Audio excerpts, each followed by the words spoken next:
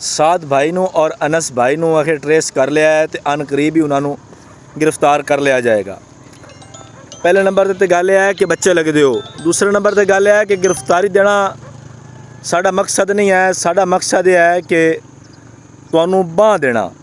जदों गिरफ्तारी देने का टाइम आया तो साडे कारकुनान आपे आके तुहाडे थाने भर दे सन, तुहानूं जगह नहीं लभनी बंदे ढकण वास्ते। लिहाजा बात यह है कि जेल असां वेखियां ना पहली बारी वेखणियां। दूसरी बात यह है कि इतना जुल्म और इतनी बर्बरियत और इतना तशद्दद किया गया और रेंजर तो पुलिस तो इंतजामिया तो फौज तो किसी चीज़ पर कंट्रोल नहीं हुआ। फिर बख्तर बंद गड्डियां मंगवा के अंधाधुंध फायरिंग की गई तो लाशां दे उत्ते जिंदा मुर्दियां दे उत्ते चढ़ाइयां गईयां। कोई गल नहीं, ये ना समझना कि असीं जित गए हैं और असां भी ये नहीं समझते भी असीं बड़े अहम हैं।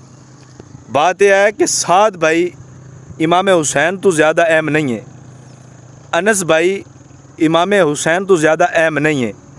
ठीक है, ये बाबा जी फरमाइंदे हैं कि जड़ियाँ आसानियाँ ना ये मुश्किलात दी पुश्त सवार होकर आमदियां। और दीन च रब ताला ने एक ऐसी लचक रखी है कि इनू जितना दबाओगे उतना ज़्यादा उत्ते उभरेगा।